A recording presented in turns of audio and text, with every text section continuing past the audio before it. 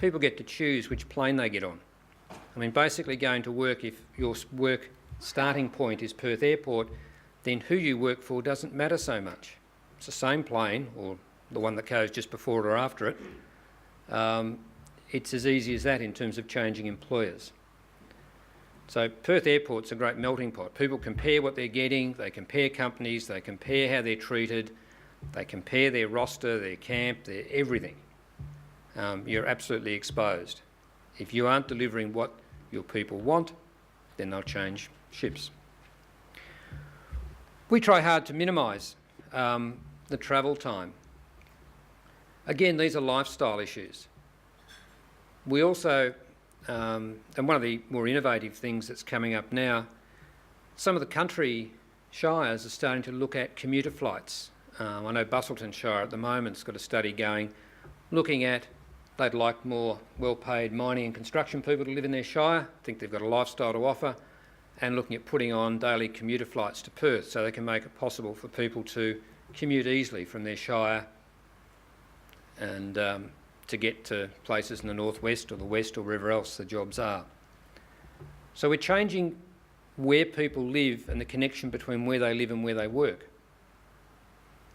And some of the old barriers are being broken down. Rio Tinto and one of the other companies are now flying directly out of Geraldton. So we're all looking in different places and trying more flexible ways of finding the appropriate workforce. Also finding that we've got to engage the whole family now. It comes back to you just can't buy people and keep them with dollars. And one of the strategies we adopt is trying to engage the whole family.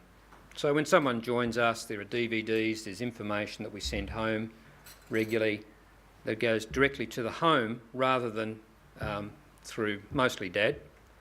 Because most dads we've found are a bit like boys and girls at school when the teacher gives them some material. It stays in the bottom of their bag, it never gets out, and nothing ever gets home. So we've decided to go directly, to bypass them. Yeah, I could talk for a while about the relationship between schoolboys and girls and some of our workforce. There is also an issue, though, a balance between commuting and the impact on your personal time. Our baby boomers used to work 6 and 1, 10 and 1 type rosters when fly in, fly out first started. That's 8 weeks, 9 weeks on and a week home. There's no way in the wide world you get people working that now. Most of our staff work a 9 and 5 or 8 and 6 roster. That's days now, not weeks. And now, though, when you fly to work every week, the more often you do that, the more time, more of your life you actually spend sitting at Perth Airport or sitting in a plane and not either with your family or working. So there is a payback for shorter roster times. We're certainly trying to reinforce positives out there, do some things to encourage sort of a sense of team, and focusing very much when people leave us on understanding just why they've left. You've really got to be sensitive to where something is not working well to addressing it. Now, the other thing that I want to talk a bit about is structuring jobs. We've come from a very traditional view about what a job is.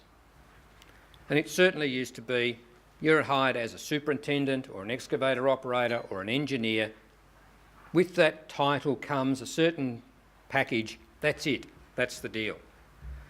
These days, you can't operate that way.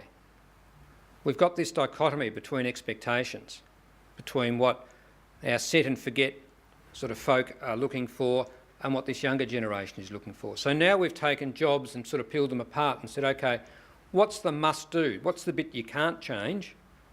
Yes, the engineer must be able to be there this many days a week and they've got to be able to do whatever it is that they do. But are there some things we can put around the outside of that are flexible? So we've moved to a total rewards approach, so in terms of dollars and benefits, to make that more flexible. We look at, and on the right-hand side here, you can see some of the things that we've all of those things in the outer circle are things that potentially are negotiable with the individual. Because what works for one won't work for all. And I did have a lot of public service people here today, and I spent 6 or 7 years working in the state public service several lifetimes ago. And one of the things, I guess, that was characteristic of that environment, and it was probably the same when I was at Alinta and when I first got to McMahon, HR practitioners tend to try and create innovative policies, but policies that apply to all. And I guess the thought I want to leave you with today is maybe the answer isn't in flexible policies for all, but in fact allowing a degree of what almost might be anarchy and chaos, but allowing real flexibility in what people individually do. And so you don't try and really you have a framework, but straightforward policies, in my experience, it's pretty hard to make them work in an environment which is as challenging as this. And let's face it, this environment, as best as I can tell, I wasn't a manager around in the 60s, but talking to those that were, the last time in Australia that we saw this sort of environment, certainly in WA, was probably back in the 60s, in the early 60s, during that boom that occurred then, in the mid-60s. Most people who are managing in the workplace have not ever experienced managing and leading in this environment. There is no textbook written on it. So I think we've got to think outside of the box about the sorts of things that we do. Just to leave you with some particular tangible thoughts. I mean, certainly in my time with Rio and the big miners in town, their approach is very much around, let's capture that IP, let's build it into systems, let's make ourselves not dependent on the individual person. And that might work for them. It won't work, I suspect, for medium-sized companies, for companies like mine, which are very dynamic, very changing. We tend to rely on people working in teams on the basis that the team holds the knowledge, not the individual. The team holds the collective experience, not the individual. So individuals come and go, the team is able to go on. And that's one way of trying to bulletproof it. Certainly we, like most people, very reluctant to allow people to retire. One of our best project managers in construction, been with us 37 years, would dearly like to retire. We've just given him 6 months off to recharge his batteries. He's been running the Perth Mandurah rail job for us for the last year or so, but he probably needs a rest. But he's under no illusions that he's allowed to retire. And that's an example of a person who commutes from Adelaide. He lives in Adelaide, but he's been over here for the last 18 months, going backwards and forwards, working on that job. But for some of those people, I don't know, they're going to have to stay there until they're carried out feet first, I think, in some form or another. The other one is the concept of succession. I think that for this younger generation, when we talk about succession and career planning, it's got to be something that's in their heads and they own, rather than in my computer. You know, me being the chess player and deciding on what the succession plan will be. We're moving to a situation where really we're putting that onus back on people and saying, it's your career, we'll make the opportunities available for you. It's up to you to grab them and run with it. But I guess the last point there is really saying that I don't think the conventional approach, the traditional HR approaches, are going to work. If we look to 2012, as Greg's talking about, I suspect we'll find that the current traditional approaches to HR are going to leave us short. I think I'll leave it at that point rather than go into any more detail, and we'll catch up with anything else over questions. Thank you.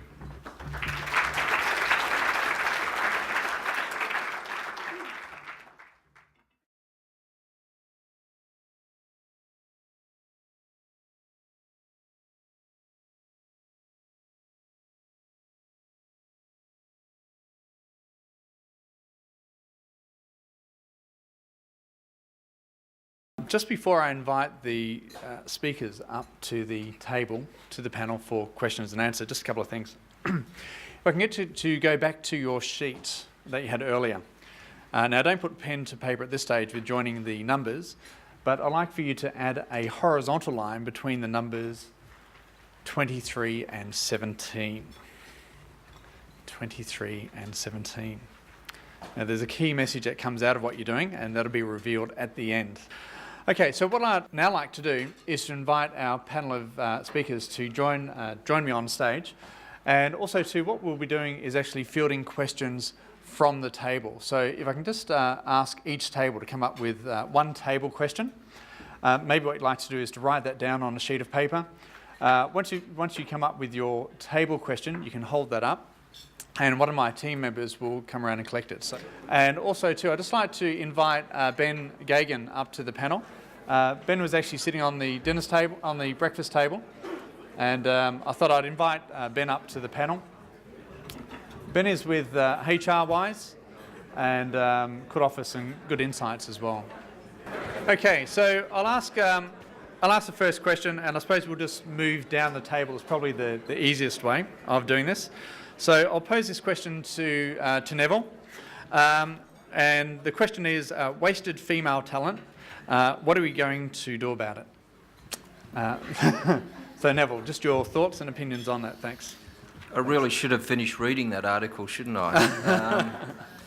I think, like most significant change, being aware of the issue is the essential prerequisite.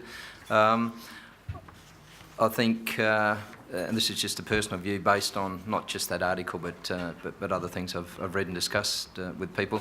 I think the solution is in that personal flexibility arrangement. In other words, working backwards from the person, what suits them, and also the notion of people coming and going into and out of, the workplace, and by that I mean not just a particular organisation, but actually opting out to do other things with their life and then coming back. That I think there's an implicit assumption that when you come back in, you must start at the bottom of the pecking order and work your way back up. No, I think we need individual flexibility and a pretty broad lateral approach to where people can slot in. Okay, thanks, Neville. I'll pose the next question to Maura. Again, just logically move down the table. Talked about generational differences, but not much about gender differences.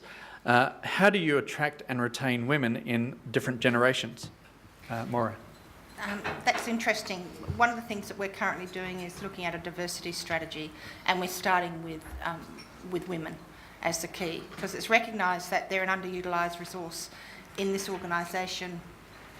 Like many other organisations, as Neville's pointed out, women tend to be clustered at the lower or entry-level roles and progressively get less positioning as they move up in the hierarchy. So how do you do something about that? It's about, following on from Neville, it's about making the organisation more family friendly.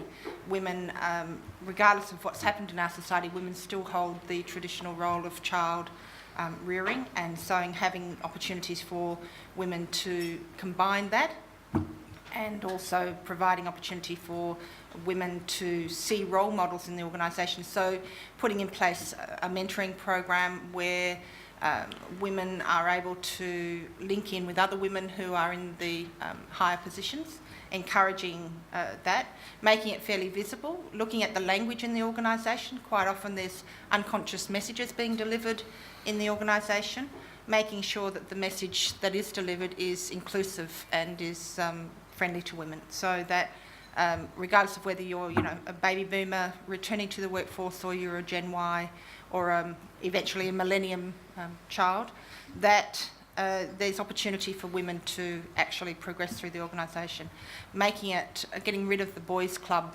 mentality that runs rife through most organisations. Okay, well spoken, well done. Okay, just going down through the table. What's after the boom when it all goes bust? Tony, what's after the boom when it all goes bust? Having been to China and a few other places around the world, I don't think I'm going to be around to see the bust. There is so much happening that I think certainly our projections are that in the resource sector, the mining sector, the boom will flatten out. There's no doubt about that. The excesses of the last 3 or 4 years, and probably the next 3 or 4 will level themselves out a bit, but the general high level of demand is, in our view, here for at least the next decade. The only thing that may get in the way of that will be some of the issues around energy and greenhouse at the moment, but you just don't see it stopping. We're certainly trying to structure in the construction side, where there is the civil construction area, certainly in WA, there will be a flattening of that in the next 3 to 4 years. It's starting to come off the boil now. There's a bit less private work around. Is making sure that remuneration levels are, the mix between the flexible and the fixed is such that you don't get too caught out when we're not so exposed to shortages. Okay, thanks a lot, Tony. I suppose 2 questions. Why is there not a Generation Y speaker? So congratulations, Ben, you're it. And the question is, who is responsible for addressing workforce shortages? Is it HRs or is it all staff in the organisation? So Ben, your thoughts from a youth perspective? Well, the first thing is I'm always mindful of summarising or generalising too much into a situation, because there are so many differences between individuals.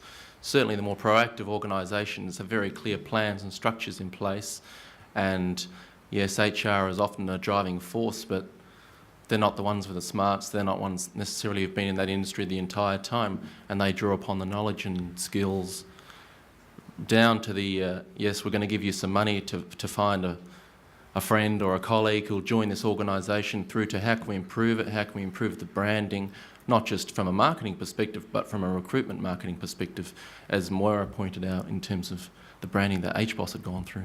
Okay, excellent. Well spoken, Ben. Okay, a question to the table. I don't mind who responds to this.